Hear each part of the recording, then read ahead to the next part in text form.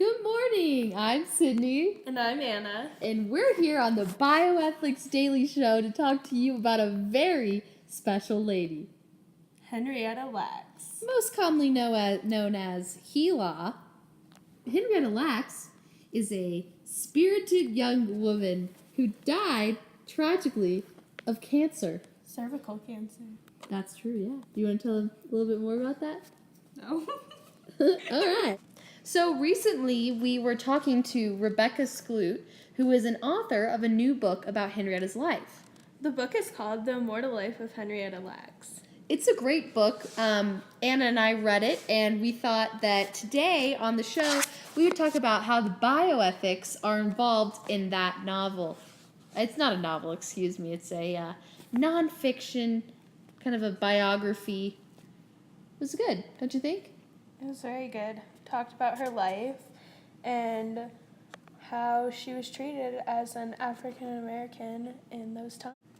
And we have a very special surprise for you guys today. Oh my gosh, I'm so excited. Here in the studio, we have Rebecca Skloot, the author, here to give us her perspective about her book. So we're going to hand it over to Rebecca now. So Rebecca, what was your inspiration to write this book? I'm somebody who believes very deeply in science and the importance of understanding science and understanding how it applies to your life. Can you explain to our listeners what the book, The Immortal Life of Henrietta Lacks, is about?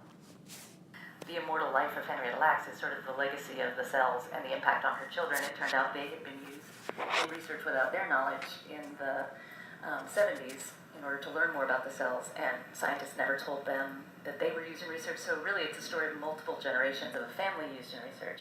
So Rebecca, how were bioethics used in the time of Henrietta? Well, you know, it was a very different time in the 50s. The concept of informed consent didn't even really exist yet.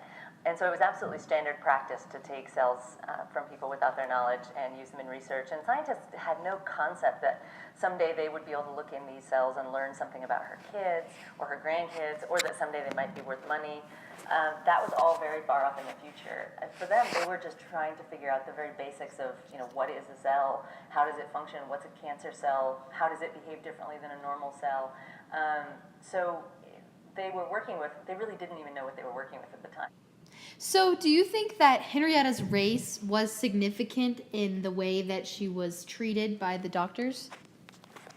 And throughout history, African Americans in the United States have been used in research without their consent far more than any other groups. And so there's a lot of mistrust there. And the story of Henrietta Lacks has sort of become part of that history and is part of the mistrust of medical institutions. Well, that's all the time we have today. Thank you so much, Rebecca. We really appreciate you being on our show. And everybody, go check out Rebecca's book, The Immortal Life of Henrietta Lacks. It's a great read. I'm Sydney. And I'm Anna. And don't forget to tune in tomorrow for more Bioethics Radio. Bioethics! Woo!